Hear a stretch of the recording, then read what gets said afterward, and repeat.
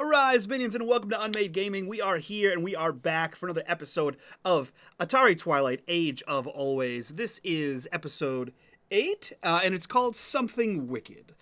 If you guys like what we do here and you want to support the channel, the best way to do it is, like all these fine folks you see here before you, and joining us over on our Patreon, link in the description down below. While you're down there, click on that Discord link, be a part of the community, be a part of the conversation, get all kinds of insights into the games we play here. And last but not least, in the bottom right-hand corner, you will see the corruption bar. That bar serves two purposes. One is when that bar fills, Greg unleashes horrible things, or enhances the already horrible things waiting for these players around every quarter. And two, every single dollar that goes into that goes back to this channel for all kinds of things like lighting, editing, and hiring people, and keeping my lights on.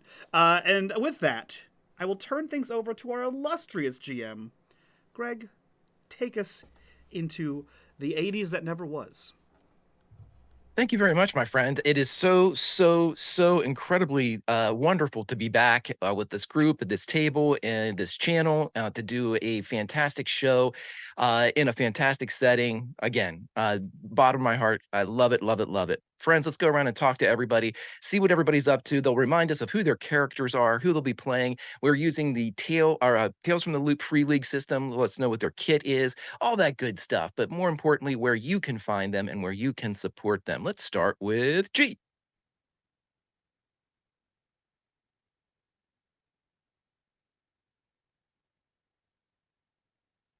Sorry, I'm muted. I surprised you. What was I supposed to say? Who are you? Who will you be playing? What Yes. your kit is, or your character class Yes. is for Free League's Tales from the Loop, and of course, where we can find you. Oh, okay. Hello, I am G, your friendly neighborhood lightning invoker. Today I'm playing, as per usual, Scarlet Blake. She is the class jock. She is the athlete, and you can find me anywhere unMadeGaming can be found, lurking in the background. Yes. Fantastic. And let's take those same group of questions, put them on our backs, and carry them over to the next panel. Chris. Hi, I'm Chris, aka Necro. You can only find me in unMadeGaming spaces, nowhere else.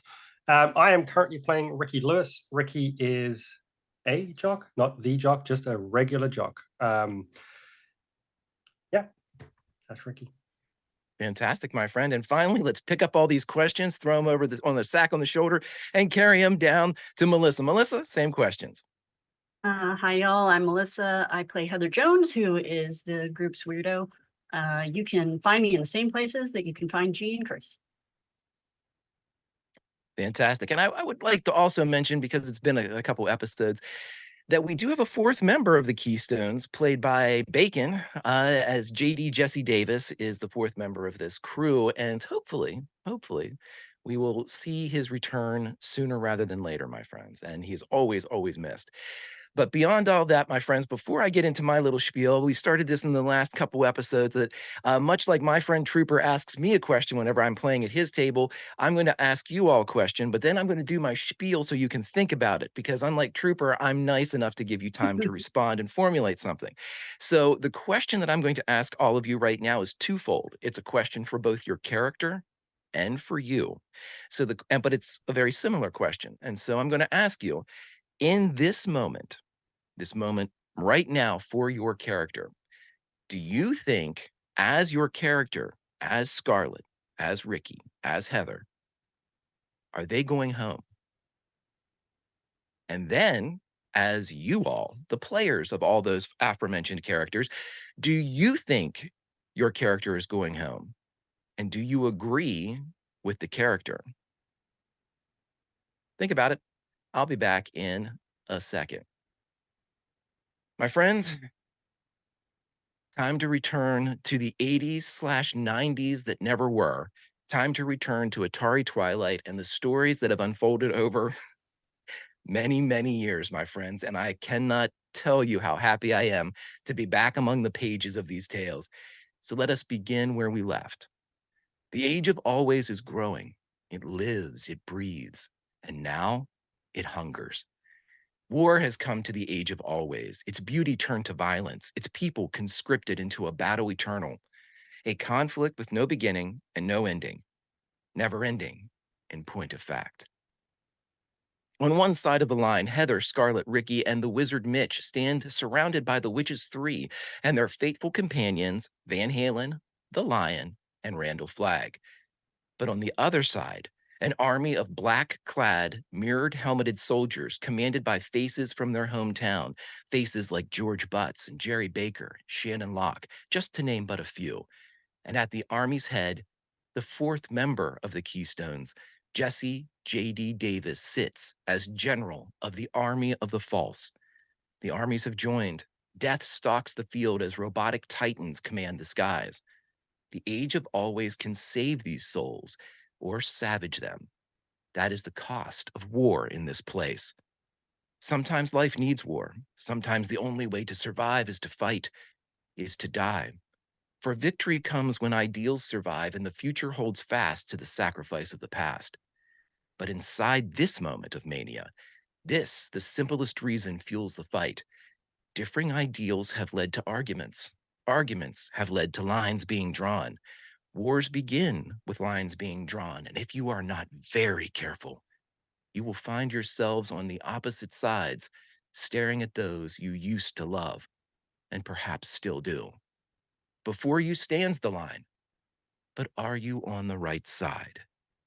Welcome again, one and all, to Atari Twilight, The Age of Always, Episode 8, Something Good. Wait, something wicked.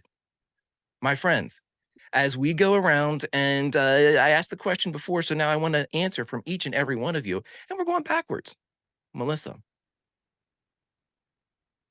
I think that Heather has finally found a place where she belongs, and that makes sense. I think, given how much she's lived in stories all her life, to live in a land like the Age of Always, where stories come to the forefront.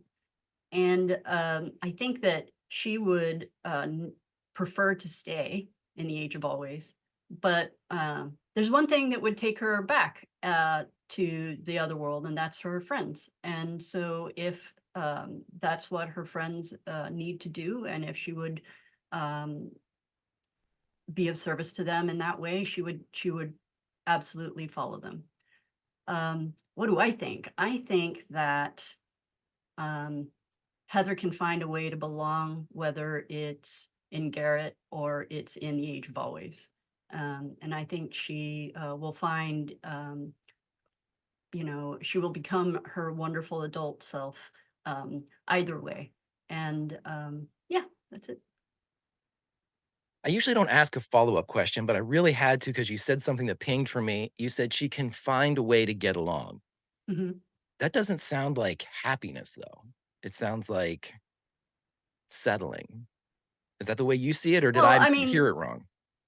I don't think that we've given Heather a backstory in Garrett that's particularly happy, and I think there's like a lot of baggage associated with that. And the only people that she really cares about at this point, or who have ever cared for her, are the Keystones. So yeah, well, and then in the Age of Always, she has Lion. I don't know how Lion would fare in Garrett. So yeah, I think it would be a little bit more of a challenge, but sometimes challenges make a person too, right? Fantastic. Great. All right. We'll take our questions, or the question, up to Chris. Chris? I think my answer goes back quite a way. Ricky was never going home. Once, even in the first few episodes, he found a place that he loved, a place that he wanted to stay. And the fact that his parents are now there as well, Ricky's not going home unless he has to. And my thought on it, yeah, it fits with Ricky. There's a lot more to be done in the Age of Always. There's a lot of problems. There's a lot to solve. Fits for Ricky. No follow-up question. Last but not least, G. Yeah. I mentioned this in the after show for our last episode. Scarlet always thought she was going home because that's what Randall promised them. And it wasn't until they were standing on that platform and then she saw the army of the false laid out before them in front of Emerald City, and then she saw who was making up that army, and then she knew in that moment that she was never going home. And for me, I agree with her. Yeah. Did you share the same? Did you always think she was going home, much like Scarlet always thought she was going home? Did you change at the same time or same moment that Scarlet did? Your opinion. Yes, I think my opinion changed as soon as hers did. I personally didn't know what was going to happen, but she believed Randall that they were going to be going home at some point. So, Okay. Alrighty. So, my friends, as we dive back into the Age of Always, and specifically this one point along Eternity Road, Emerald City, where the Emerald City, not of the movie version of, emerald spires and everything green. This is a city dominated by the color, but it is not ruled by it. Other colors exist here, as do other people, other preferences, because a war is being waged here among the streets and just outside of this vast capital of the Age of Always. And in this moment of joined destruction, in this moment of absolute anarchy, we find our players. And in the current state, Scarlet, both versions, lie upon the cobblestones of Emerald City. One, an older version of Scarlet, seemingly weather-worn and tail-tested, with an eye patch over her eye and dressed in the rig and meaner and bent of a gunslinger. But that gunslinger too lies on the cobbles, as Scarlet, the heroine that we know, the teenager, also lies wounded and unconscious. Ricky, his father, now much older, a citizen of the Age of Always, watches this situation play out. His white hat, a beacon of many things in this situation. What it will ultimately signal to the others remains unknown. And just further up the street towards the spires that indicate the loop, or the building, the Sancta Sanctorum of Emerald City, Heather speaks with Van Halen. But Van Halen, the one that we knew, the one that had her brain addled, forgotten many points of her mission, many faces of her past, seems to have remembered. And now, with those eyes turned toward Heather, we begin our tale. Buckle up, everybody. Atari Twilight, Age of Always, Episode 8. Something good, something wicked. Behind her, a great chunk of the Emerald Loop crashes to the ground, struck by the final boulder of George Butts and Jerry Baker. A crack in the fortress, a crack that freed the memory of one of the greatest Fae to have ever been sung into existence. Van Halen, the Sword Princess Ilaria, daughter of the Lilac Prince, and she who sits the Mobius throne, the queen of the Age of Always, the mother of heroes. Her daughter sits, staring at her sister. But just moments before, a shot took a gunslinger or two from the space, something enters Heather's mind. A voice, familiar, yet more weathered. G? yeah, in her mind, Heather hears, "I'm sorry, Heather. I can't come with you this time. There's something here I need to do." And she feels an impression of a kiss on her cheek.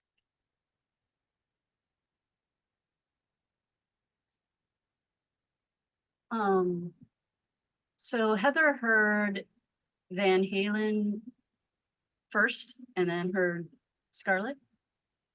Honestly, it would have probably happened the other way. She would have heard Scarlet just a beat or two before Van Halen's hand kind of rested on her shoulder.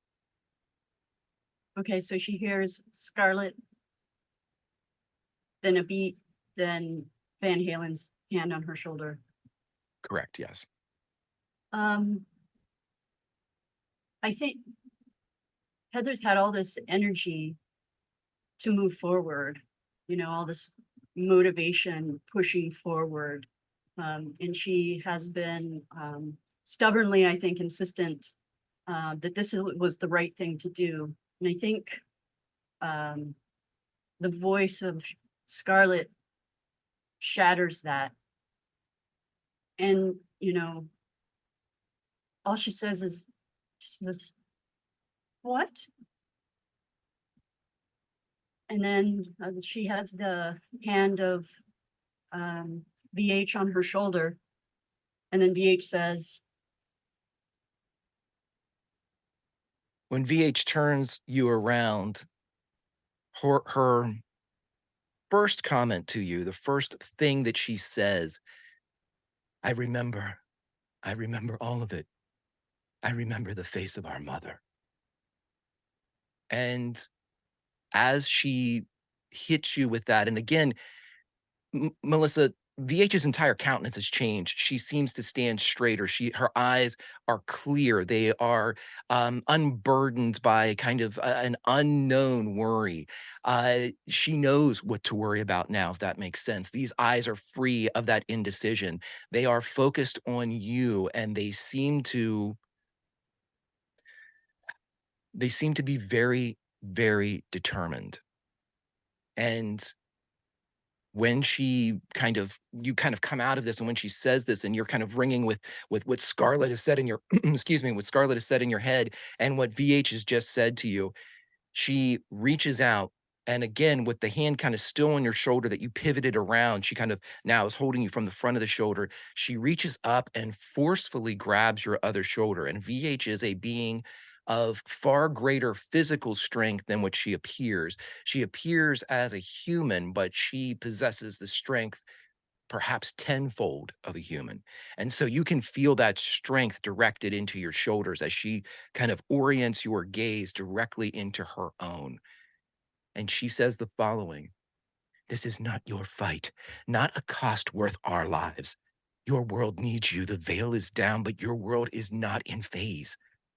Still like seed petals on the wind. I can get us back. back. Okay. Get everyone.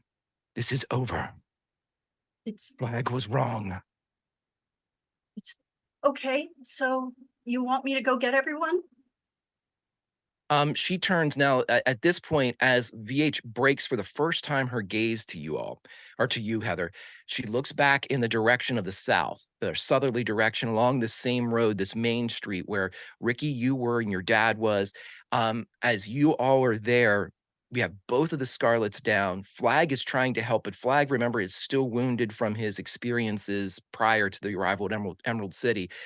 Lion, of course, is running along with Heather. So all of this, any of the friends that you need, the Witches 3 are not present. They seem to be engaged in manners of war.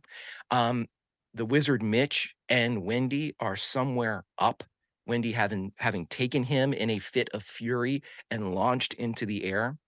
You no longer can see them through all of the things that are flying up there. All of the bogeys, all of the good and air quote bad enemies and armies. Ricky, what are you doing right now, as you seem to be the only upright member of the Keystones in this particular area? So Ricky, from my memory, correct me if I'm wrong here, he has Bubo in his arms. His dad's with him, and he has received the crystal from Bubo. He turns towards the north, sees Gunslinger Shot Scarlet down with Roland, and he looks back to where JD is on the platform. And JD had said to Bubo, "Not now."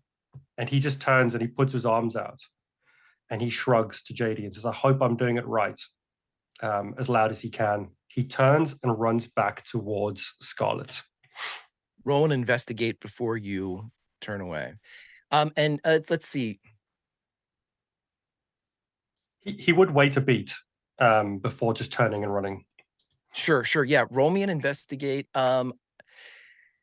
Let's see. I'm going to give you a bonus on this. So re-roll. Give me a bonus of 2 just because of the ability to see, and you have a specific target you're looking at. And again, you've got augmented sight because of the Age of Always. So, but there's still a lot of things in between you and there. No successes. JD does something. You see JD start to move in kind of like a reciprocation of your move.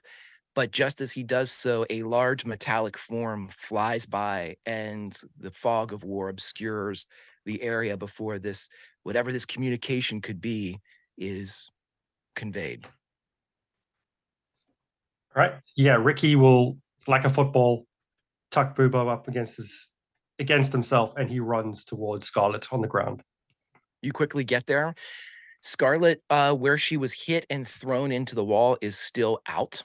And again, you run past a fallen Scarlet to get to this more familiar Scarlet. What would you like to do, my friend? As he's passing, so both Scarlets are on the ground? Yeah. Oh, okay. As he passes Gunslinger Scarlet, he would turn to his dad, because he's going to he recognize her, because obviously he saw her in the last episode. He would say to his dad, "Carry her. We can't leave her here." And he's going to run to young Scarlet to pick her up and start moving northwards with her. Mr. Lewis, who has never shied away from any hard labor ever in his life, is also 20 years older than you remember him. But even at 60 something or other, he kneels down. You hear 2 loud pops coming from his knees, since he seldom bends them. And as he scoops up Gunslinger Scarlet, you see him stop. And he looks up at you. There is a bullet hole between the eyes of the Gunslinger Scarlet.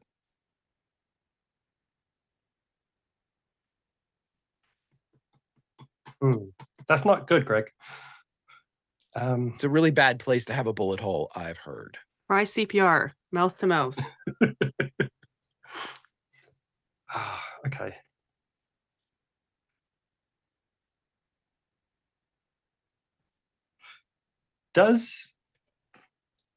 Do either of the Scarlets have their rigs on them?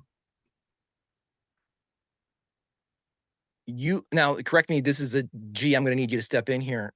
It would appear that the Scarlet does not have a rig on, correct? Because it's something that you all can kind of manifest your individual weapons of legend whenever you need them. And currently they are not visible on Scarlet. However, you do see that there is a gun rig on Gunslinger Scarlet. In fact, one of them is still clenched tightly in her right hand. He looks to his dad then and says, "The guns are Scarlet. Bring them." And he picks up Scarlet and starts to move northwards with her. You see your father. You know what? Ricky runs off, but everybody, audience, you can stick around here for a second. As Mr. Lewis leans down and he sees that there's still one gun in the twin gun rig that's in the left-hand holster of this twin rig set. He takes off the leather work and unclips the large buckle of the secondary kind of gun belt and slowly kind of pulls it out from underneath her. And he goes to get the gun from her right hand, and he stops. And he just takes the arm and places it with the gun over her heart. And he slowly closes her eyes. "That one's yours. Godspeed, Scarlet." And he gets up and he takes the one gun that was left in the rig and begins making his way after his son. Ricky, you quickly kind of scoop up, and we're going to say, you know, a minute or two passes, but this is a minute where you can actually see Heather and VH up ahead as you and the rest of the group, including Flag, are able to move. Flag actually waits for Mr. Lewis, and together the older men kind of move behind the younger man and Ricky as Ricky runs ahead. You're all quickly together, and VH turns to you and well, Scarlett, you're not awake, but Ricky, you recognize there is a very distinct difference in Van Halen. Her eyes again seemed crystal clear. She seemed sure of herself. Gone is, in many ways, the indecision and the fear that had been kind of plaguing her since the age of always. But you are all together quickly, and as soon as you get there, VH, without releasing Heather, turns towards Ricky, especially as you get going. Get everybody together, Ricky. I'm going to get you home. This was wrong. And she looks back at Flag. This was a poor decision. My home's here. It's just off the road. She looks irritated. It's trying to keep you here, Ricky. It brought your family here. It wants you all to stay. Just at that moment, in the air above, you see Dorothy whip by on a broom, followed by several other unknown bogies in the air. And without looking, VH points up at her. She stayed. Alice stayed. Wendy stayed. They were all from your world. It's robbing your world of its defenders. Do you understand?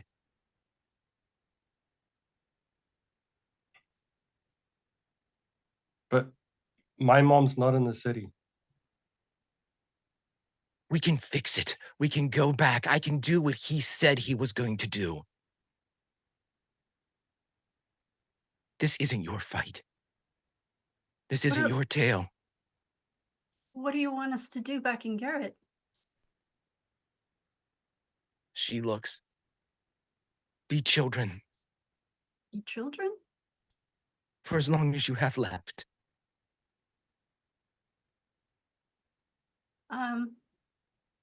No. No, I don't. No, I'm not going to go back, VH. How does that fix anything? And he looks don't down to know. Scarlett. How does that fix her? You don't understand what is happening here. Well, then explain it. The age of always. It lives, it breathes. Will savage your soul. It wants you to stay. The longer that you're here, the longer that all of your heroes are here, your world is ripe.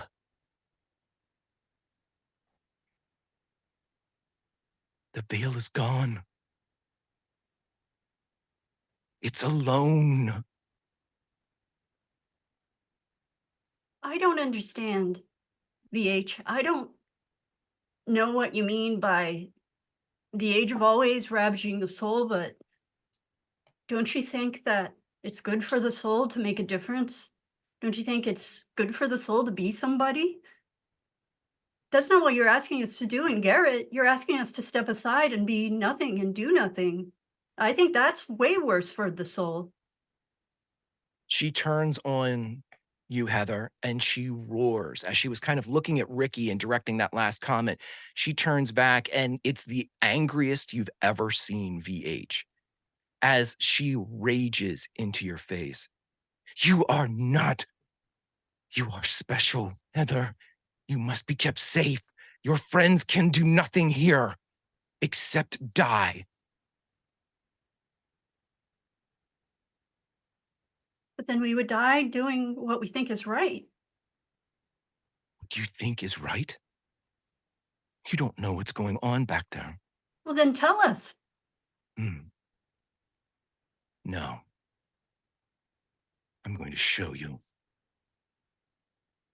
And she reaches up, and you hear the first kind of synth-drawn chord of When Doves Cry. and you all disappear. Everybody, if you go to your Spotify playlist, if you could do me a big favor, I'd like you to go to number 5 on the Spotify playlist. It's a little song called Crazy by a awesome performer known as Seal.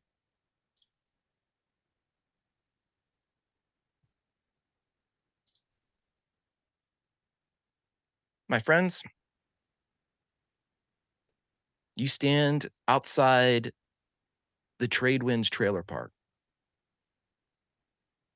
Snow is on the ground, ruts carved into the county line as vehicles have dared what looks to be at least 8 to 10 inches of this fine, white, crystal clear Western Maryland powder. It's cold.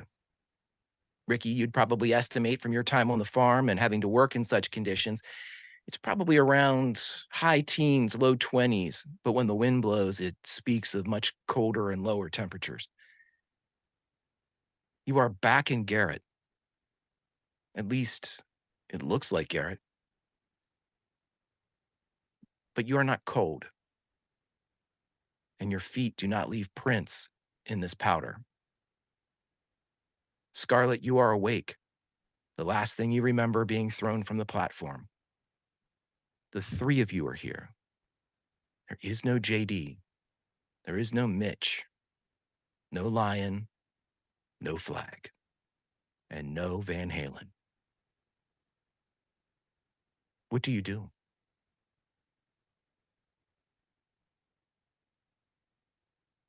Does Ricky still have the crystal on him, Greg? No. Scarlet touches the back of her head where her wound was. Phantom pain. There's no blood, it's not sore, but your mind tells you it should be.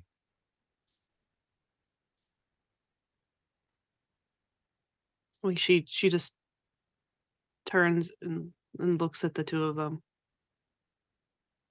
Like shocked.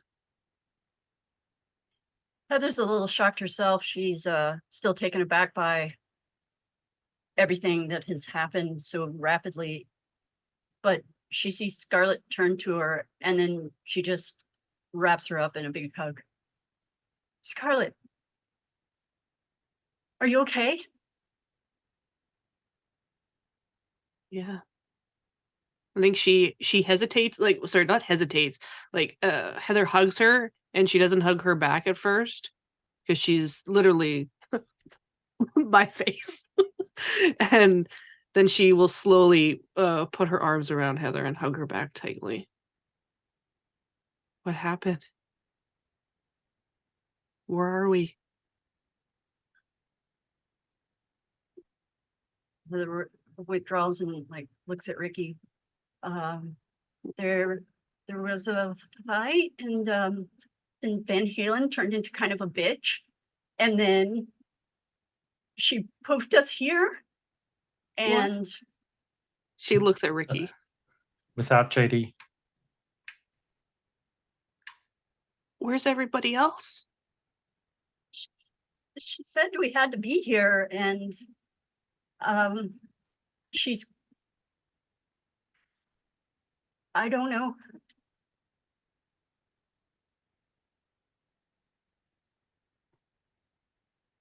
And Bubo's not there, I take it?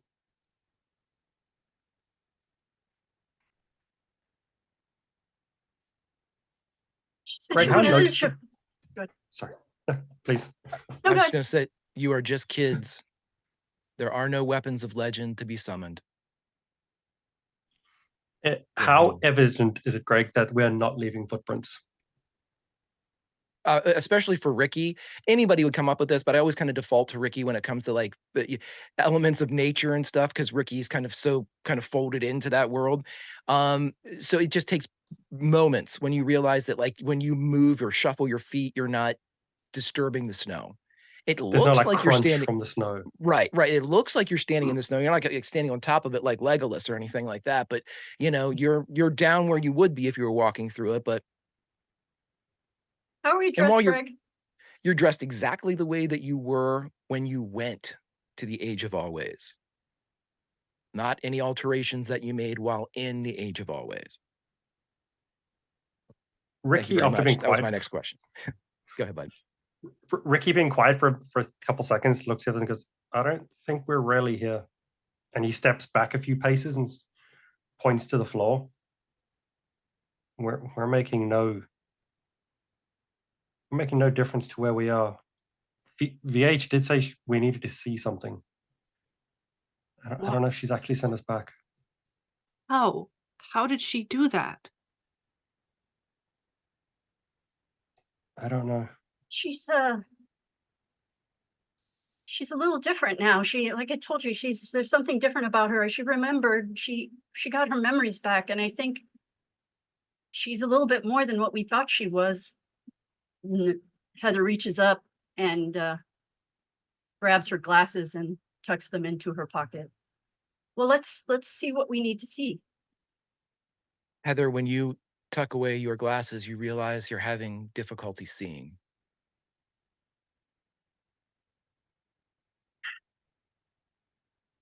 She takes them back out and she wipes the lenses, and her fingers are shaking as she puts them back on. Well, let's go. Let's see her face in this. If it can become so, is even more pale now and withdrawn.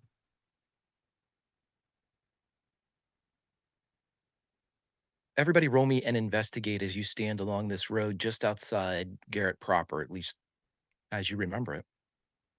Do I still have my conditions? I'm sorry, you all have everything back. Luck, pride, no conditions. You are reset. Well, I still got one success. One for Ricky. One for me. Okay. So Scarlett and Ricky, One for Heather. all of you. Basically at the same time, standing along this road, you would all know that this is the road that you've traveled several times. This is the road that if you continue along it will eventually take you right up, right through the front yard or front area of Ricky's farm. It's about almost, what do we say, 2 miles out, Chris, I believe it's 2 miles outside of the city. You see a sign that says Alta Recruitment Facility, ahead on right, 2 miles. 2 points. That's new. Alto, they were the ones who bought your farm, Ricky? Was it Alta, Greg? You were assuming it was the loop. That was what your father was told anyway. The loop. She Do you think looks, that's go ahead? I was just gonna say she looks to the north where the loop should be. Even from this distance, even with the snow falling, there should at least be shadows against the skyline of the great stacks that dominate the area, the great loop stacks that appear. Of those, there are none.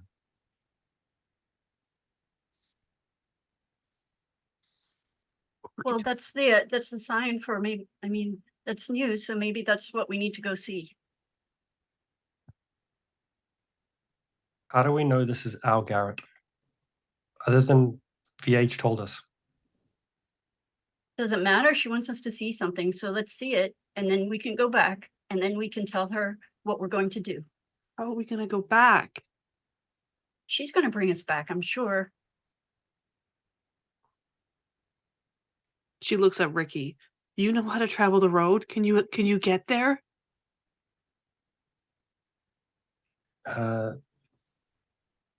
This road. Roll me a D12, Chris.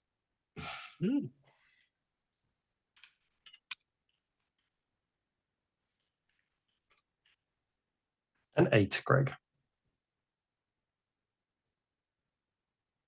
You are the master of the road. If you can find it, you can get to any point that it touches. But you have to find it. He looks to Scarlett then and says, If we can find the road, sure. But we need to know where it is. We're not. I don't think we're in Garrett. I don't. I think it's just like we're in a dream. I don't know. This feels pretty real. And she looks again to the north. The loop is gone, just like Randall said, or not. Yeah, Randall. Just what Randall said. But look at your feet. Oh. But I think you're right, Heather. Let's go. Look at this place. And then we can be done.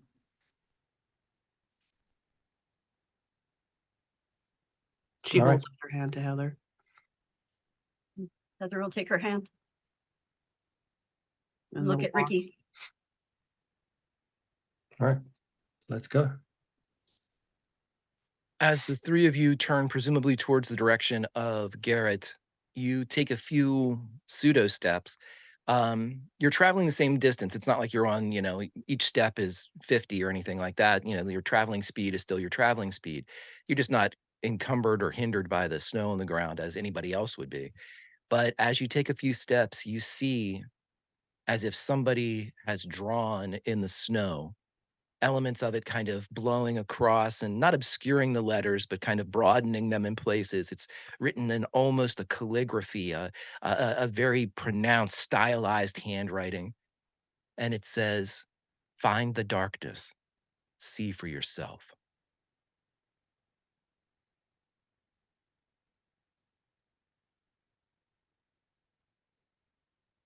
Okay. So I guess she left us a note. What's her deal? Why is she gone all bitchy, like you said? That's not like her. You think because she got her memories back, now this is what the real her? She said this isn't our fight. Well, that isn't our fight, and we need to come home. Come home and be children.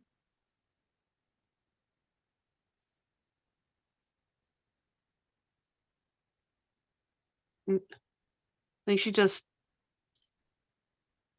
she shakes her head and just keeps walking. As you're all walking, roll me a empathize.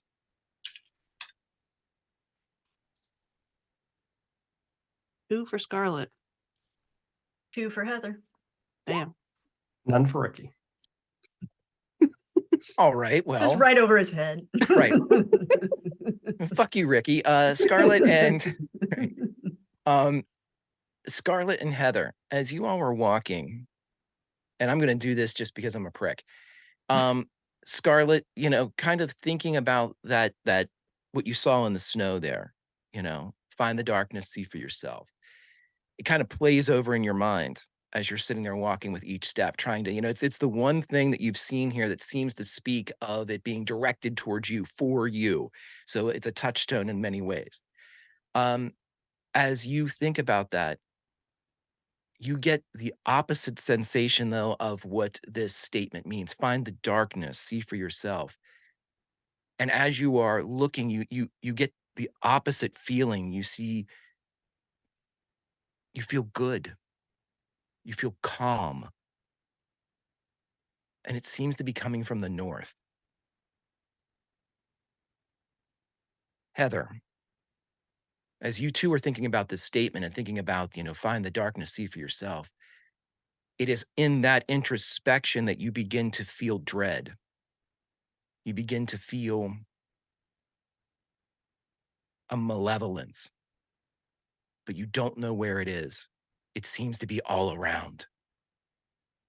And for the first time, even in this kind of blizzard conditions, even at the snow dropping with flakes the size of, tea saucers in some cases, just massive Western Maryland mountain flakes.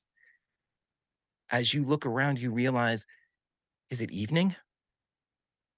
Why is it so dark?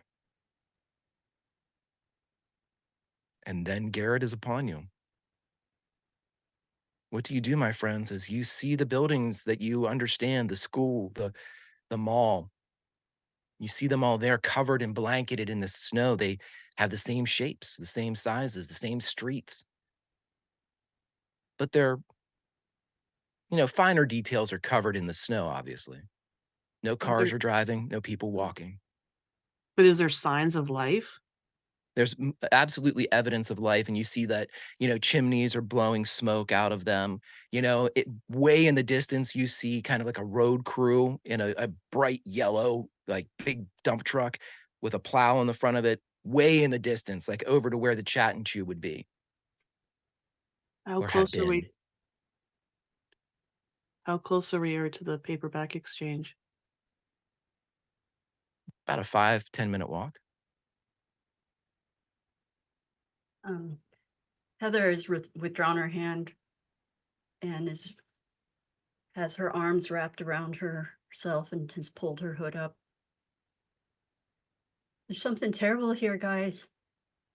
You need to listen to me. There's something really bad. No, Do I feel this too or no? You feel the exact opposite, Scarlet. You feel a strength, almost a point of purpose, a guidance, a support. You don't feel anything negative. It's not a homecoming feeling, after a long time of being homesick. It is a much different one, a feeling of unconditional support.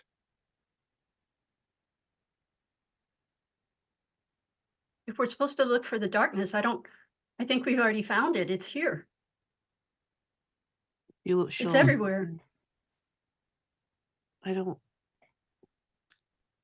Doesn't feel bad to me. She looks around, like she kind of like spins in a circle, like a slow circle, taking it in. I honestly didn't think I would ever get home. I mean, what time is it? It's why is it so dark? Ricky and Scarlet, that's the first time you notice it. It almost looks like it's early evening. Well, sun sets around what, 4:30 at this time? Terrible things crawl around in the shadows, Scarlet. Do you see the darkness from anywhere, or do you get this feeling from anywhere in particular, Heather? Any directions? It's everywhere, right, Greg? Is that what you're saying? Feels like a blanket. Don't you feel it? It's here. It's everywhere. I don't feel it, but stay close. She's gonna look to Ricky. Because way back in Twist of Fate, Ricky describes seeing shadows and things in the shadows. And she will. Do you think it's like what you saw before? Remember? You told us you were seeing things in the shadows. Ricky looks underneath into dark spaces, like in alleyways, under cars. Assuming he sees nothing, Greg. You can assume, sure, roll me an investigate just to be sure. Investigate. Last time failing those was bad. No successes. Good news, you don't see any eyes looking at you from any of the shadowy spaces that you look into. It's certainly clear, surely, 100%. Looks clear. Looks clear. Looks good, everybody. Whew. Aren't you glad that's over? Ricky looks back to Scarlet and says, I don't see anything. Heather, anything under the cars? Anything in the alleys? Like last time I was seeing eyes, seeing things watching me. Those gremlin Galeers things.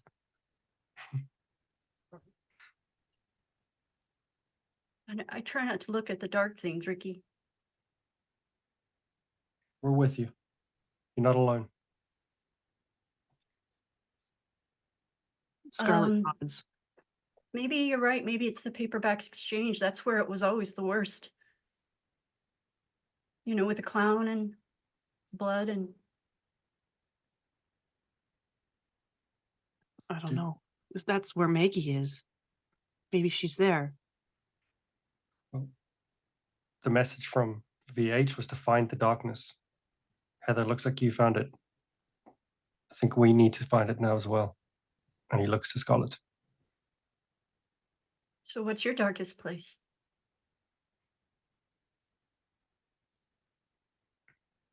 School?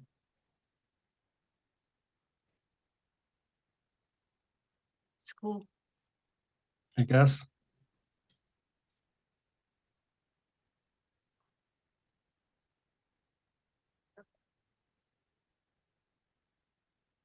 How about an investigate roll from Scarlet and Heather, please? Ooh, for Scarlet. Jesus. Ooh, 0 successes for Heather. Well, that's 2 from Scarlet, huh? Bank one of those for me. You only need 1 success. So if I ask you for an investigate, remember you already have 1 success banked. Yeah. As you all are, I'm assuming, continuing to kind of walk or at least, move a little bit towards Garrett proper. Scarlet, you're the first one to see it heading north. And it's only a few before it looks like the snow obscures the rest, but you can still see kind of like ruts and indentations of these tracks that lead to the north, the first such tracks that you've seen. But these are huge. Maybe about this big, the size of a dinner plate. And they are padded like those of a wolf. That's G saying that.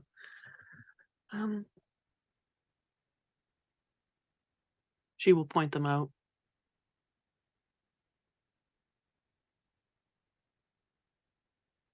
You all can see them. Ricky instinctively goes for his bow and then realizes it's not there. It is not there. The bow of Loxley does not appear. Well, we're definitely less prepared for that this time. And they're heading north? Directly into the city, up Is Main it- Street. Is it the Gamork? Gamork? Gamork?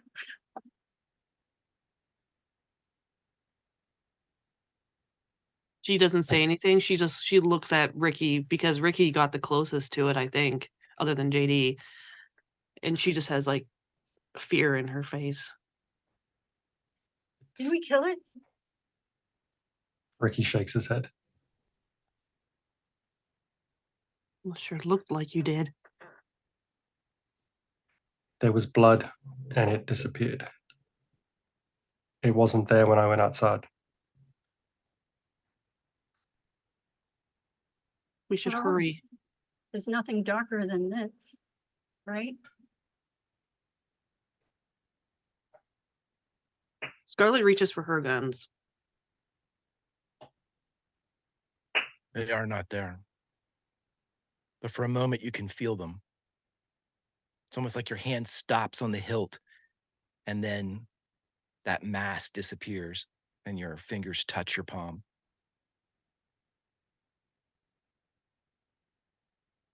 Like this. We should hurry.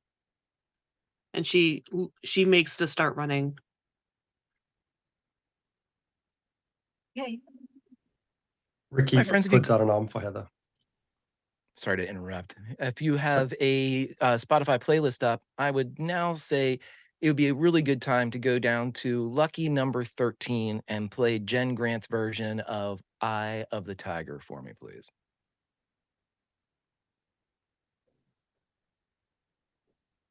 Heather grabs Ricky's arm, You're not alone. and I guess We're they here set off. together. As you all begin to walk into Garrett proper, again, everything's covered in snow. And it's that lovely blizzard conditions that you are all very familiar with in Western Maryland. where not only are the kind of, the roofs and the flat surfaces covered with snow, but it's even blown against the sides of buildings, kind of flocking everything in the immediate area. But when you walk in, you see several things. And I'm not going to make you roll an investigation for this or burn a banked one in with G. This is Garrett. But Ping's is closed. Scarlet, your mom's store is closed. The sign is down. The window's soaked. Even under a blanket of pure white, Garrett looks dirty, abandoned. But it's not. It has life. There's a Rite Aid where Ping's used to be. There's lights on inside. There's also a clock that's flashing in the window of the Rite Aid. 11:23. The date? Not that great a clock. Just the time. Would you like to find out the date? Yeah, maybe is there like a newspaper stand or something? Or maybe we can go into the Rite Aid. I'm good with it. Sure. If you want to attempt to go into the Rite Aid, let me know. There is a newspaper stand that you just have to knock the snow off, presumably, to. She will run to that. When you go to knock the snow off the front, where you kind of open it to retrieve a paper, you brush your hand and nothing happens. The snow remains kind of fixed to the front of it. And as you really scrub it, whether it's the wind or you, it slowly peels off the flakes and powder of snow. And it says January 23rd, 1998. Fuck.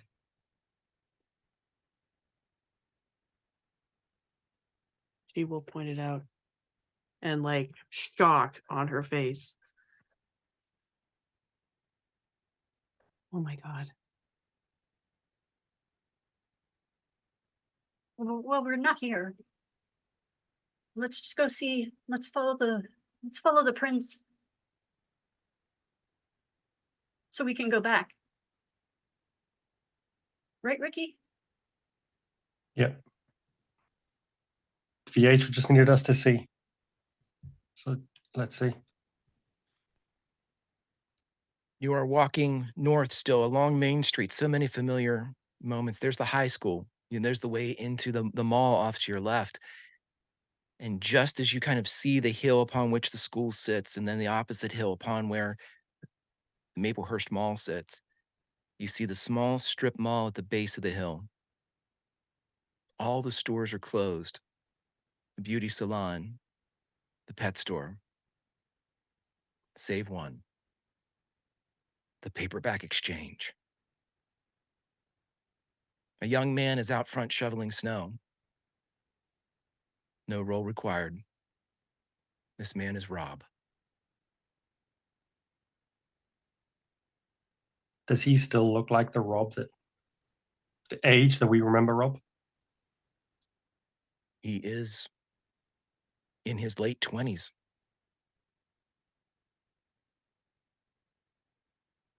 I think But Scarlet starts can running recognize him as towards Rob. him. Not breaking any of the snow, you begin your flight towards him. Ricky, Heather, what are you guys doing? Ricky is just sticking with Heather. So whatever pace Heather wants to go, Ricky will go at that pace. He's not leaving her side. Heather's gonna follow Scarlet, but with hesitance and a lot slower. She's not rushing forwards. So Scarlett, you get there first, and you see Rob. He has a hooded kind of parka on with his face exposed. It's still young enough that you're able to, pinpoint his identity without too much. And as Robot is sitting there and shoveling snow, you can hear him humming to himself as you get closer. He seems to have a very pleasant manner about him, but he does not recognize you. He does not notice you. He does not react to your approach. Yeah, He does she'd be not like, see you. as she runs, she's like, Rob, Rob, and she will like skid to a stop in front of him. Rob, He doesn't pass through you, but as soon as you get in front of him, it's almost as if he goes to shovel right where you're standing and stops for a minute and then turns around and shovels just to your right. And he's just humming to himself. And you see him look in the window of the paperback exchange and wave. And he starts shoveling more. who does he wave at? Do you want to look in? Yeah. You see a figure in a chair looking out the big window. But with the snow on there, it's tough to make out exactly who it is.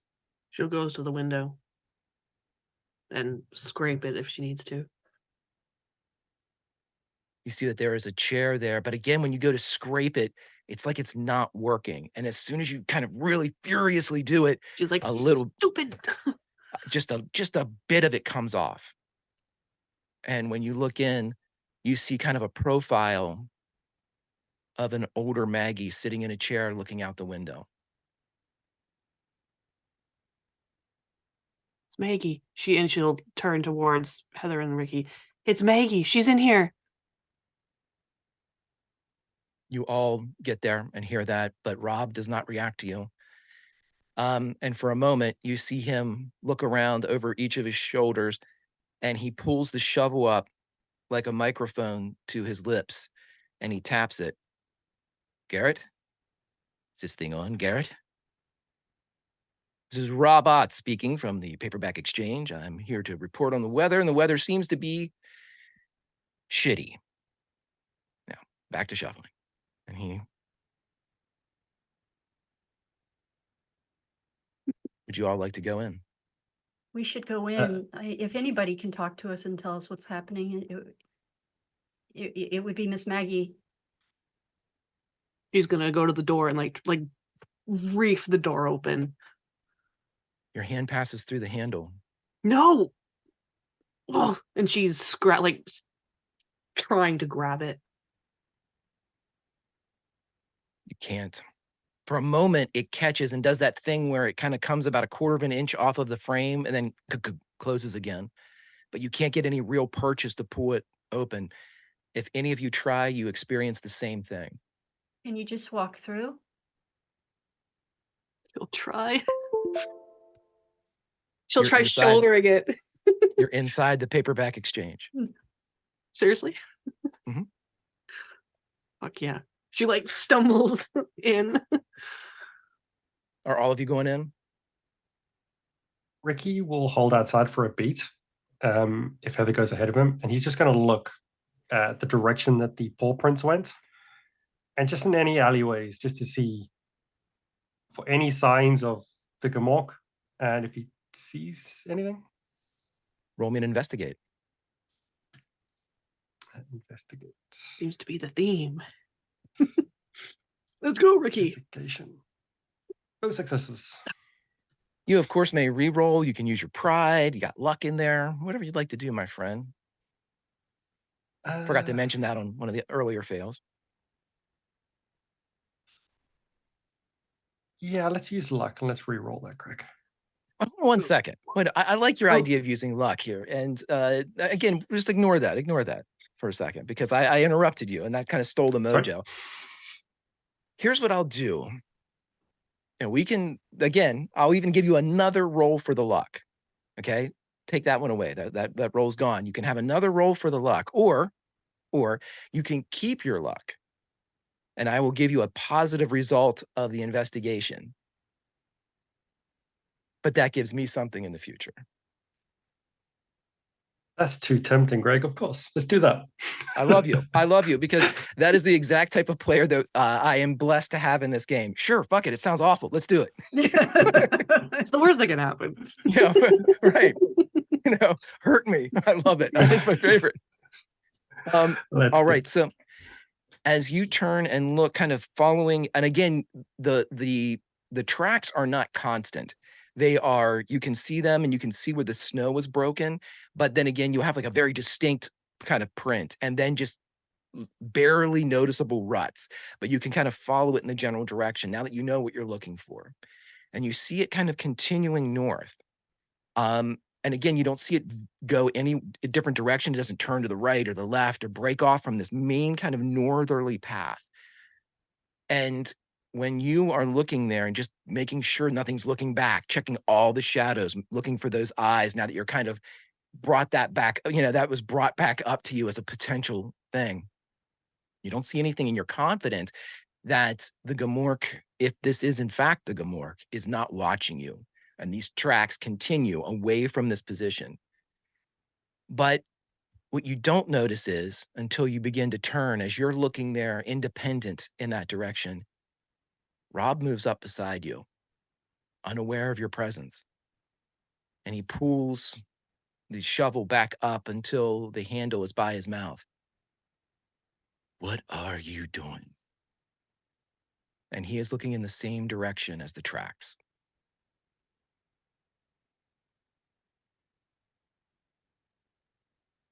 A question on the tracks, Greg, something that I should have asked earlier. Sure. Does it look like this thing is just casually walking by how the print is, or is it slid back as if it's running? I'm going to give this one to you for free just because, again, Ricky's backstory is so dominated by the outdoors. It looks just like a normal gait. You don't see any type of, when you looked at the pads, you didn't see that it was running in a way that the weight distribution would be, that of a run or a fast walk or anything like that. It just seems like it's, you're not sure what the average traveling speed is of a creature that would match this paw print, but it doesn't look like it's running as far as the broken snow appears. Okay, it's almost like it's a prowl. It's a ordinary walk. Okay, sure, yeah. As Rob says that next to him, Ricky just shakes hands and says, "That's what I want to know." He looks at Rob. Rob says, "Me too," and goes back to shoveling. Ricky smiles and walks into the paperback exchange. For our two that walked in first, starting with Scarlett and then a moment later with Heather. If you could, why don't we step up and go to the playlist and go to number 12, the Sleeping at Last version of Every Little Thing She Does Is Magic.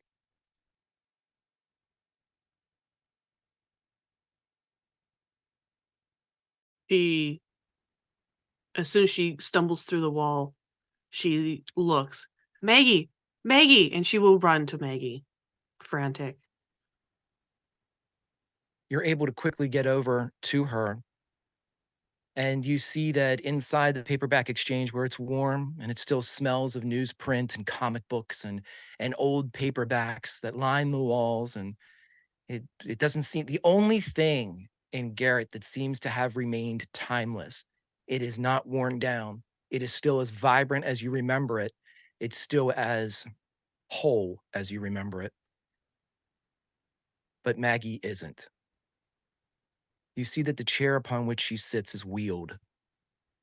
She's under a blanket of beautiful woven fibers surrounded by her beloved hanging crystals. The corner of her mouth droops, as does the left side of her face. A small circle of drool stains her blanket beneath her chin. She stares blankly ahead. Maggie? She will take her hand, if she can, and give it a pat. Maggie? Roll me an empathize.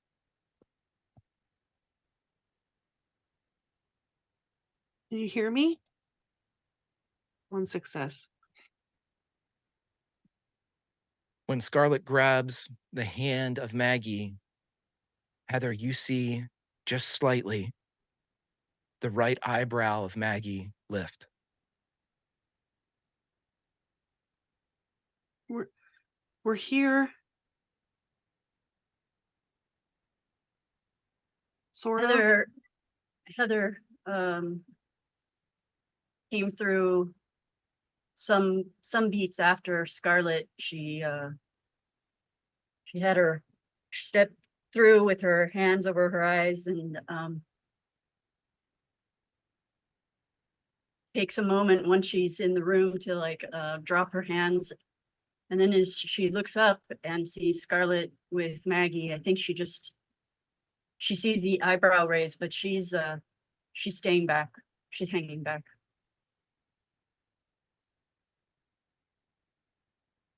Hear me? Ricky, you come inside. You see the same thing.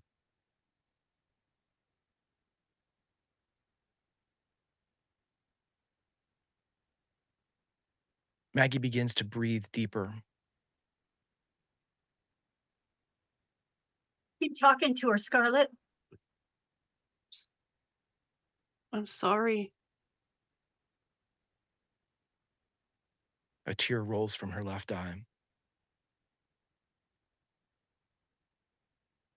think she takes her cloth and she will dab it away. Heather, roll me a D12.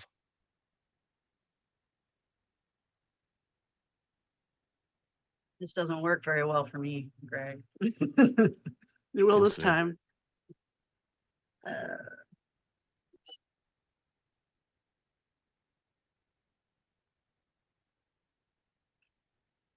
Nope. You may push or use luck or your pride. Same type of roll. You don't have to, of course. I'm just saying. Pride is a success.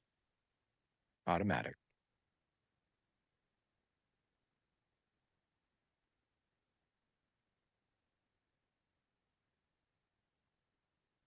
But you only get to use that once. Correct. Until I tell you it's refreshed. I will use luck. Oh, come on, come on. Finally. I'm glad that's the way it went, to be very honest with you. Let's get this D12 thing out of here. I don't want that to be a thing. I don't want that to be a thing that happens, you know? So let's the D12s work, everybody, where they're good. Okay, so you feel almost like you know what, everybody, go to your Spotify playlist, because I should do this right. Track number 1 by the Eurythmics. Go ahead and play that for me.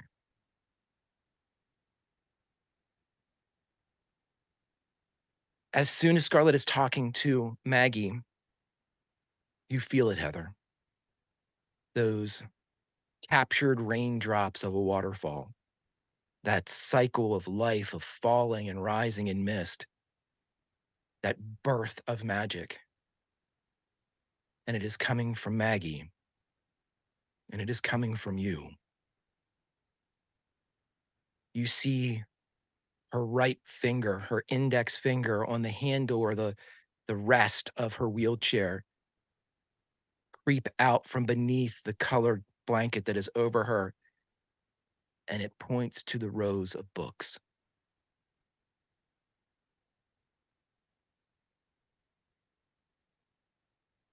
Okay. And without a word other than that, Heather turns and moves towards those books and begins to scan them and run her fingers along the spines. All those titles, all those words, all those letters that are kind of facing you from the spines of these countless books.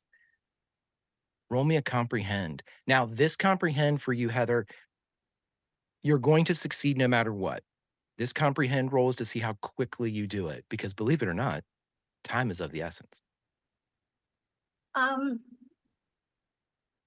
I think as I'm rolling this, what Heather is thinking about is Miss Maggie some months back, I guess a year and some months back, in the paperbacks exchange saying, "Look to the books, look to the books." And those words are echoing in her mind. 0 successes. You may push or use pride.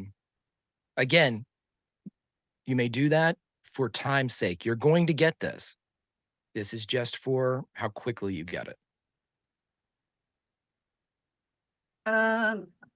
I'll use my pride, Greg. Then no need to roll as you succeed in seeing what Maggie wants you to see. With that statement, that declaration of look to the books. As you're looking at the spines of all of these books and kind of taking in the area, all of these words from the titles and these letters, you see a flash. And one of the spines glows, but not just the spine of this book, a specific word in the title glows for a moment. And you see believe. And the book 3 down glows in. And a book 2 down, you. And you hear Maggie's voice. I believe in you.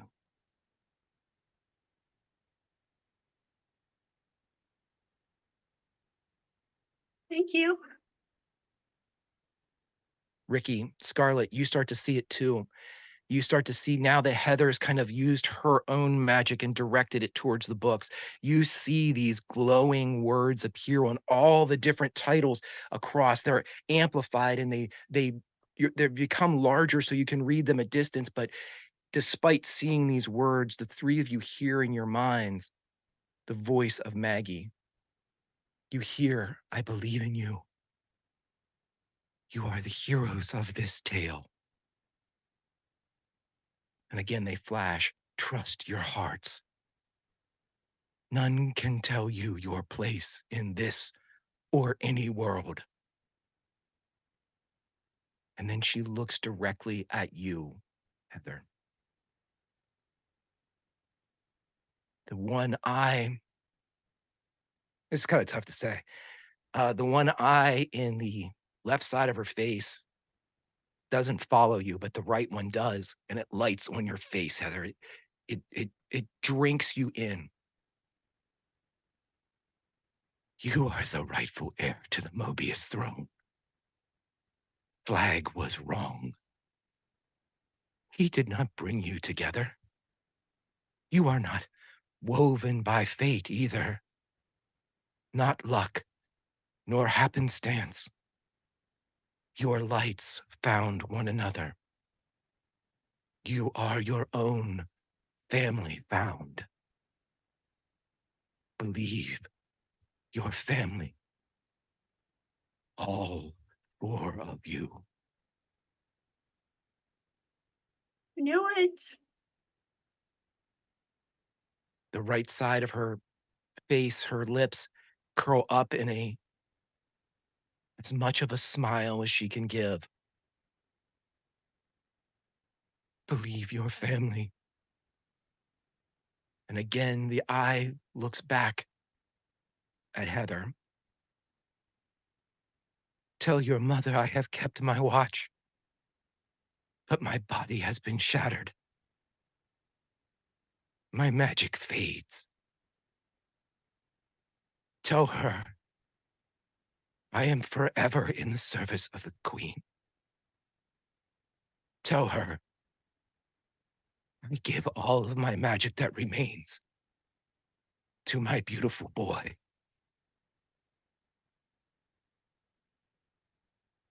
He is everything we thought he'd be. That and more. But Rob cannot stop it alone. Rescue him. The nothing is here. Garrett is lost. Forgive me.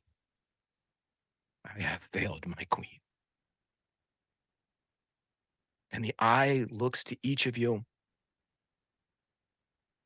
to Ricky, Scarlett, and it lingers on you, Heather. And her chin slowly drops into that spot of drool on the blanket of woven colors.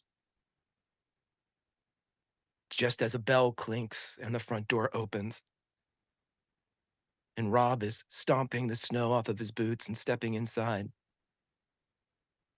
And he says, It's really coming down out there, Mom. Mom? And Maggie is gone.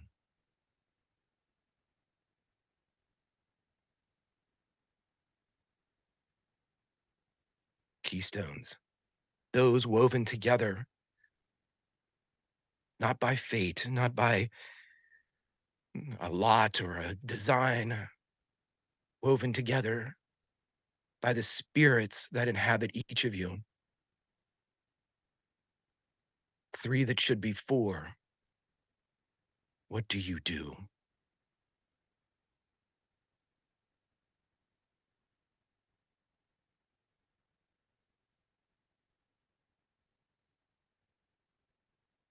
Heather reaches out for Ricky's hand and then holds out her hand for Scarlet.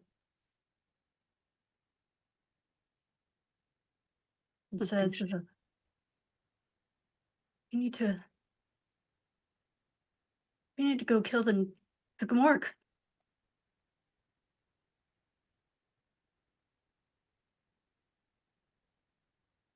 I think it's more than the Gmork.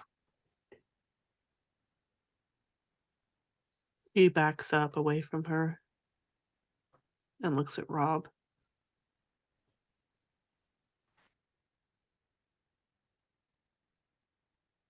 Rob is as calm as someone that could possibly be in this moment. You see that he has taken the chair and pulled the brake off of the wheel as he moves Maggie over to the glass case that acts as the counter for the paperback exchange. He grabs the phone and immediately dials 911. And he sets the phone down as he's immediately falls on Maggie, beginning CPR. And unaware of whether or not the phone has been picked up on the other end or not, Rob just starts calmly but loudly. My mom is hurt. I'm at the paperback exchange. Please send the paramedics. My mom is hurt. I'm at the paperback exchange. Please send the paramedics. And he states it over and over again as he tries in vain to bring back the life of the Queen's witch.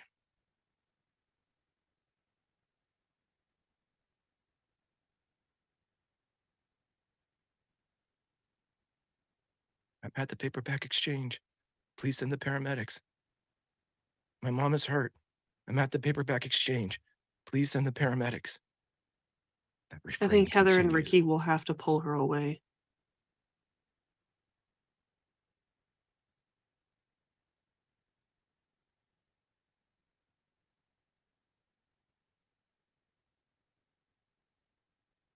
What do you all do? Heather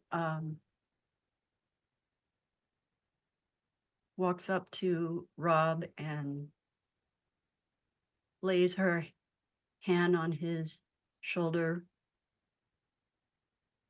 I don't know if it passes through, but she makes the effort for just a moment. And then she walks out the door.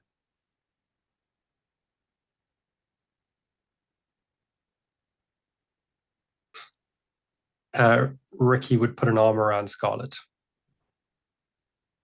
and start trying to bring her towards the door. She comes easily enough.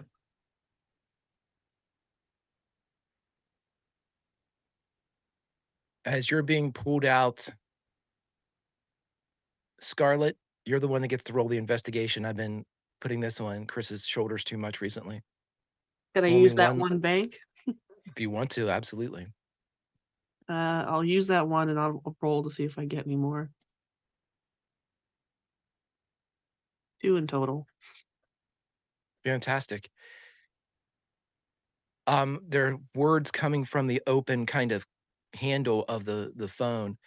Rob recognizes that and he stops his refrain. And he also recognizes that his mom is gone, at least as far as his powers are to bring her back. Rob stands up. He has tears that are streaking down his eyes. And he reaches behind the counter and pulls out what looks like a broken piece of plastic that is like the jawline of a headset. And he puts it up to his face, a face that used to be much smaller, and that this headset could fit much easier. But he turns it on and he says, "Dad, Mom's gone. I don't have any help." And the door passes through you.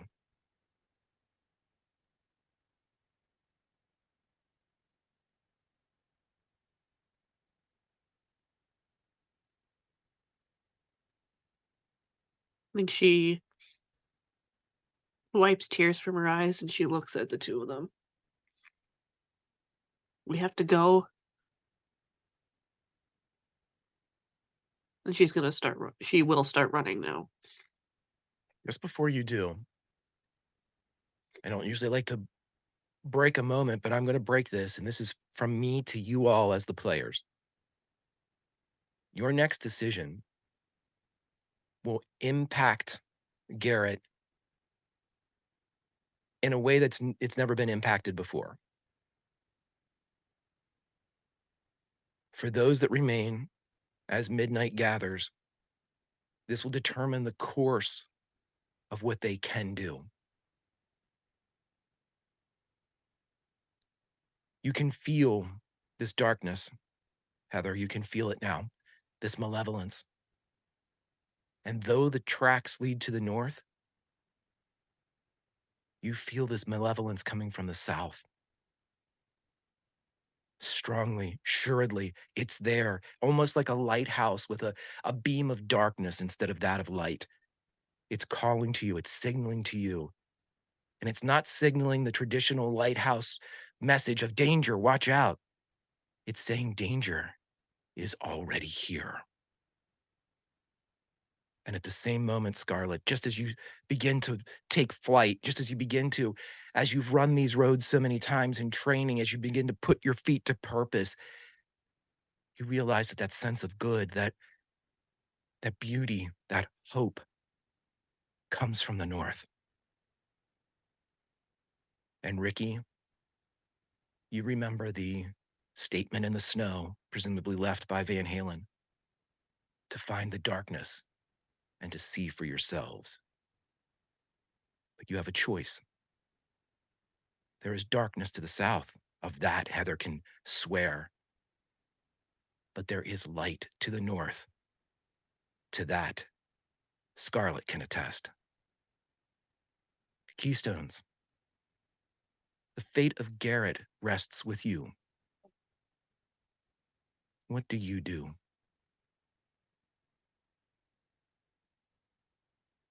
Heather had stepped out first. And so, having felt that malevolence from the south, she's already facing in that direction and waiting for her friends to come. She's already dismissed the paw prints in the snow.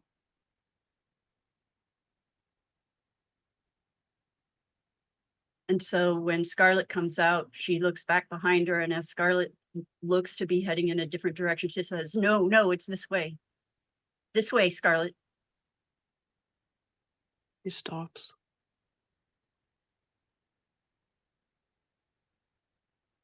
What's that way? Whatever it is that we have to do. Whatever it is that we have to overcome. The terrible things that hide in the shadow, all of that is there, and we have to go and shine some light on it.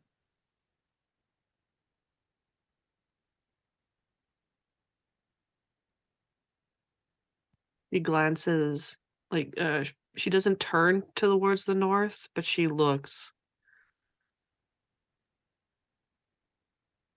There's help that way. Something good that way.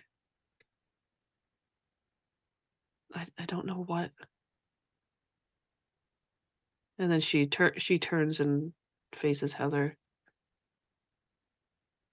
We don't need something else. We don't need something good. We already have that.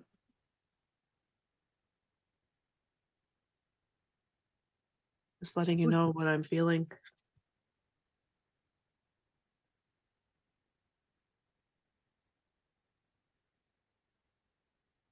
We can't interact with this world.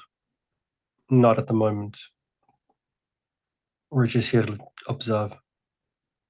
Maggie's was special.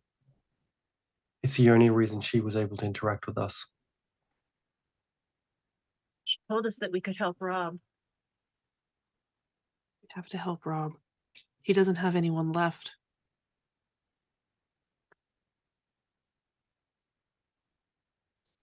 I want to stop what can hurt him.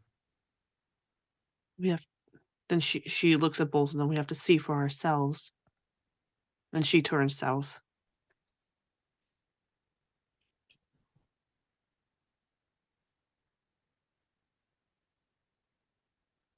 Are you heading back in the direction you came? Towards the darkness. To the south. Ricky? Yep. He wants to run.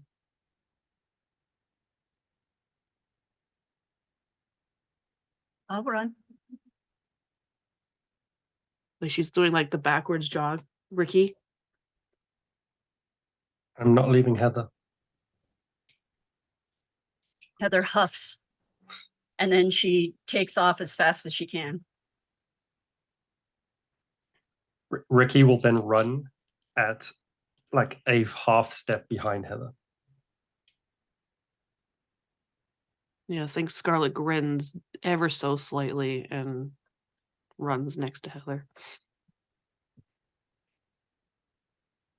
As you are running to the south, the fire chief truck crosses the intersection in front of you. You see your dad behind the wheel, Scarlet.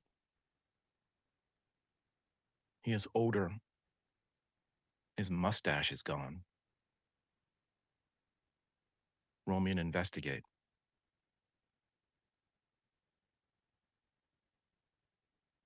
Two successes. The hand on the steering wheel is not wearing a ring.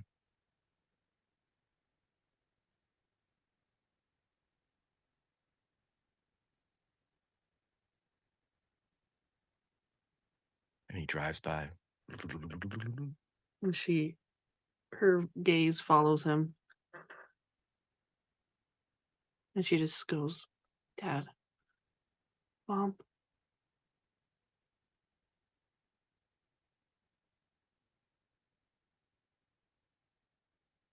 As you And all continue to the south. She wipes at tears and keeps going. Everybody, if you could, this one's on here for Maggie. Number 18, put it on quiet. Just a little fifth dimension as 1969 leaves the building.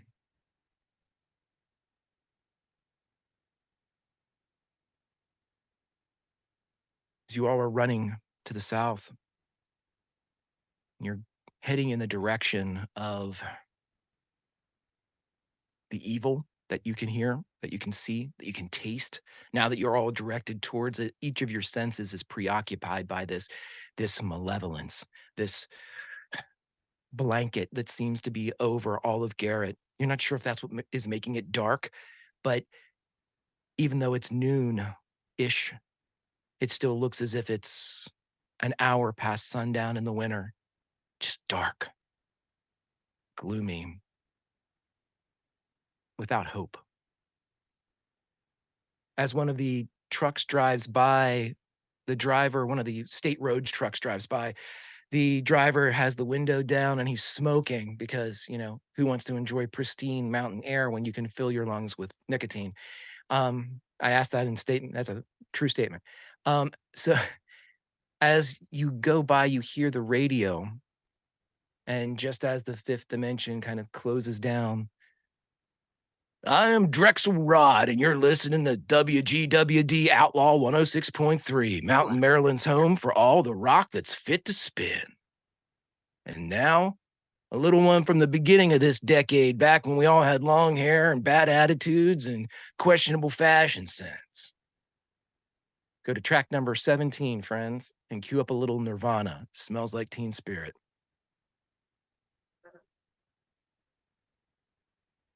As Great. Drexel Rott's voice goes away, it's replaced by Kurt Cobain.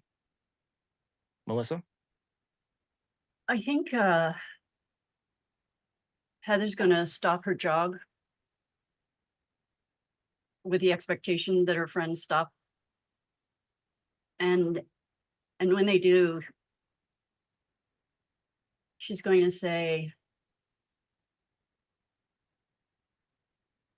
you know, you give terrible things more power when you give them the grace of your eyes. You know, I try not to look at them, but lately I've been thinking that maybe I should be looking for something rather than looking away. You know, like looking at the stars instead of looking at the darkness between them. I know things seem bleak right now, but somewhere out there is hope. And I think maybe that hope, it comes from inside of us. All we have to do is train our eyes to see it. Like looking at the constellations.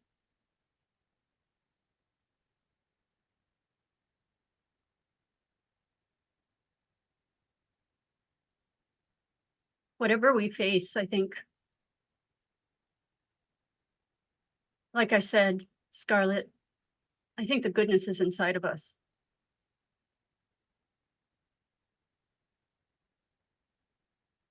She nods. Runs a hand through her hair.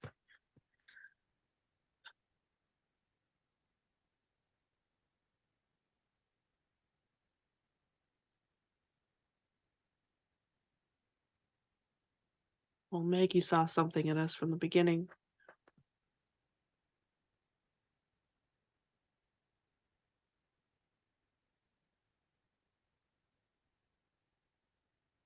And she was right. And I'm not going to let my home turn into this. And I'm not going to let Rob fight alone.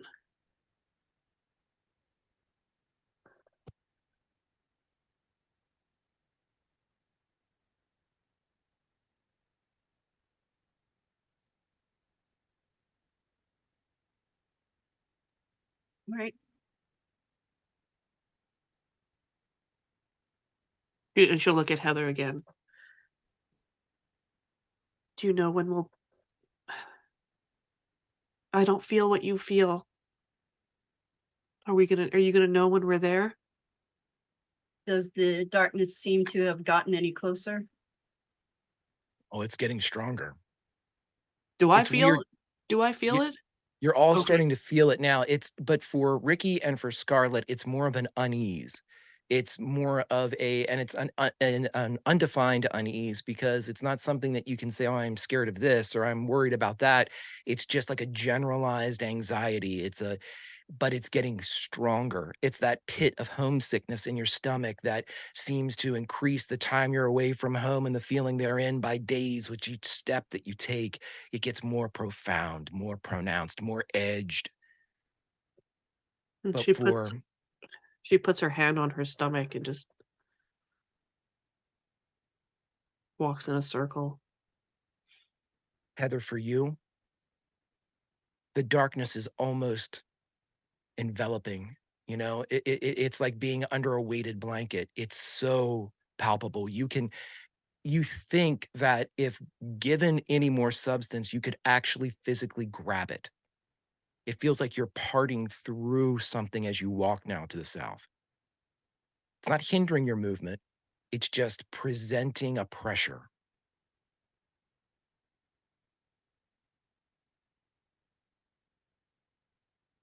You guys continue. Yeah, wordlessly, Heather just steps forward, but she's not running now. It's like It's like steps are too heavy. It's like they're walking through water.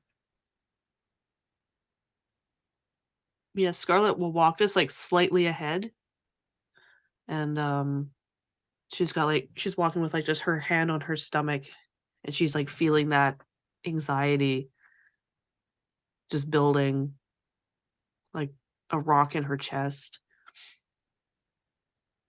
Is it a similar feeling that she had before? She's not a stranger to panic attacks now, but she just doesn't know what that what she's been experiencing. Does she feel like the same thing is building? It does definitely feel similar. It would to a panic attack, but again, it's undefined. There isn't anything kind of triggering this feeling. It's just Yeah. with you.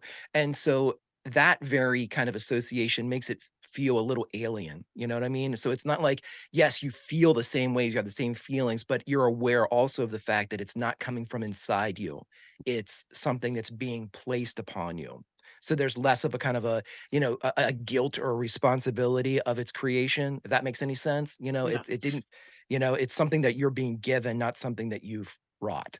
So Okay. So she pushes forward, and she's just taking like deep breaths.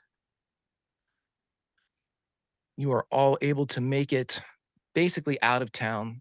You pass the feed and breed on the right, and as you are getting towards the road that will split off and eventually take you to at least was the land of the Lewises, you feel that the pool is still coming from the south. Let me ask you all a question. Have any of you ever been to the mag truck graveyard? Weren't we Once. there with when we went to CVH? Mm-hmm. I And think Chris. with Chris, yeah, Chris was there under VH's tree when she was unconscious like a princess. Then that, especially for Heather, you feel that you are being pulled in that exact direction.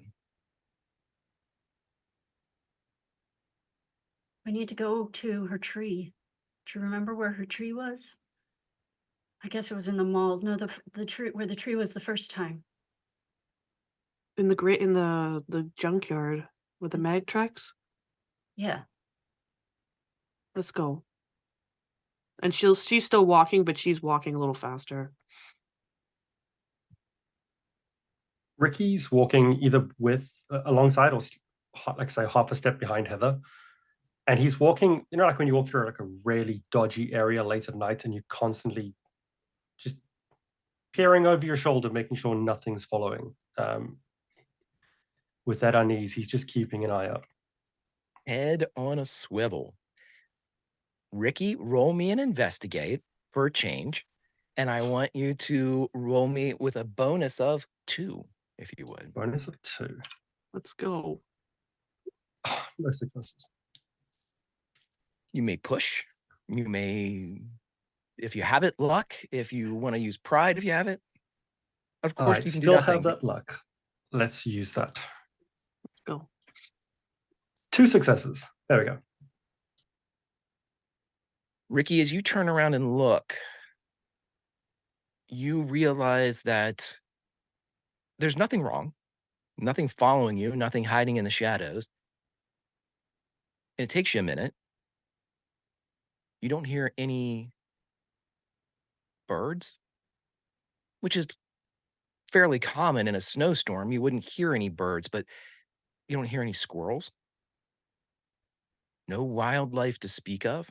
No cracks in the, no rustling of crunching of leaves beneath the snow. You don't even hear the wood cracking with expanding ice or cold like you always do when you're in the woods.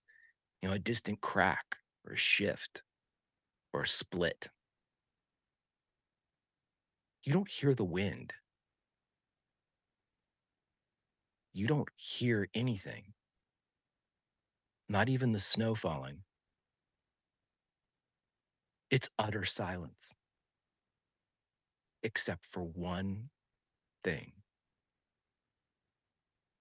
the strumming of a guitar. And that's coming from the south. Is it playing a recognizable tune? I don't know if it's recognizable, but why don't you queue up number 10 on our playlist and see if you recognize it. Chris definitely does. I don't think Ricky would. As they walking, Ricky looks to the others. It's too quiet, except for a single sound. It's like everything from nature is gone. And he looks around. Every sound you would hear in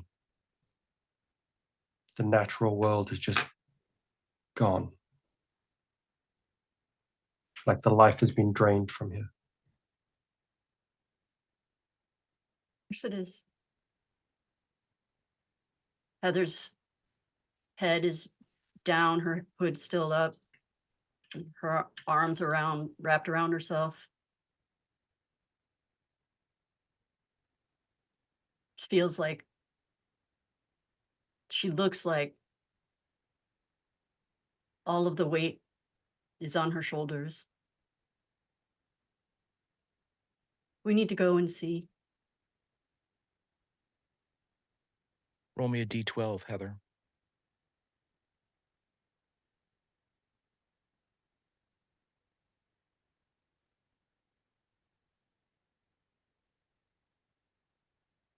Scarlet? Uh-huh. I want you to roll me a d12.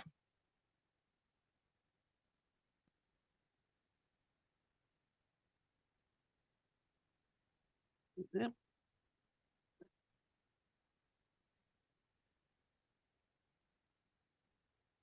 One success. You feel something in the palm of your hand as one of your guns materialize, and you're able to curl your fingers around it and slip your forefinger inside the trigger guard. And you hear a whisper in your mind, the voice of Maggie. You remember the face of your mother.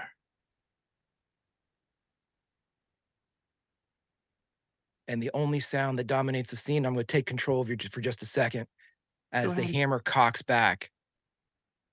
That is the only sound that pierces this area.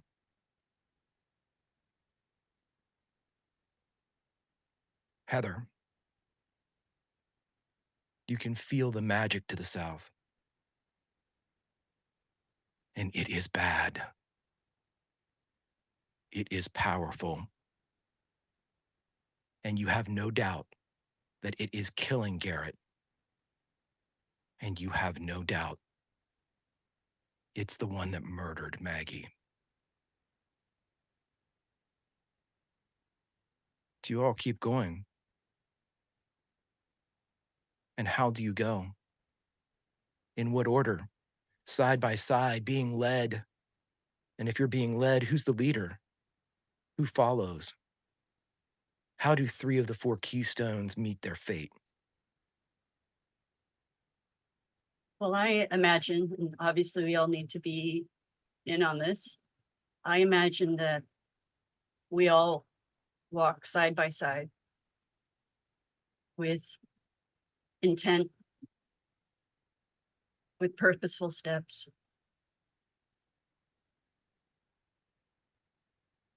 towards the south. So as you all walk shoulder to shoulder through the snow that you cannot break, before you, revealed now almost 10 years older, the mag truck graveyard. And in the center of the mag truck graveyard, a pyramid has been formed.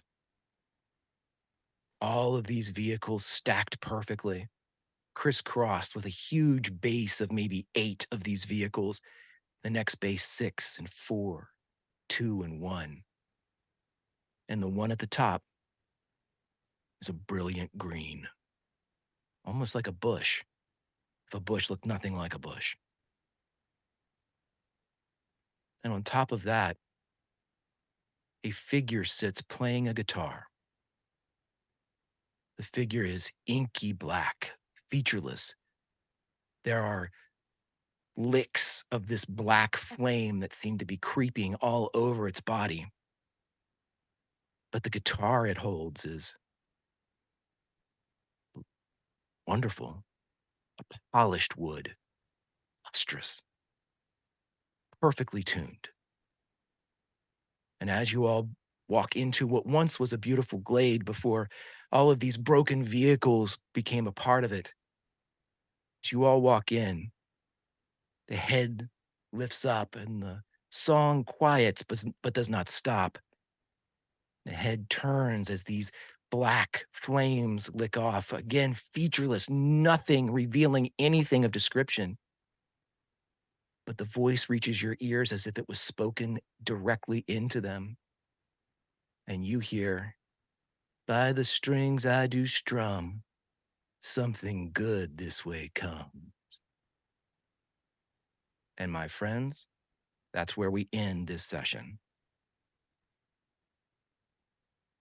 Each world has its heroes, its witches, its guides, its tricksters, its gunslingers, its living and its dead. But many of these defenders have their fates chosen for them. They hear stories of destiny and duty, of what is best for this person or that place. Seldom do heroes choose their own paths. But when they do, they become legends, now and forever, teaching us to love, for goodness sake. Join us next time for Atari Twilight's The Age of Always, Episode 9, The Eternity Road Less Traveled. Mike? Or me? Well, shit. Yeah, that was something. Cool.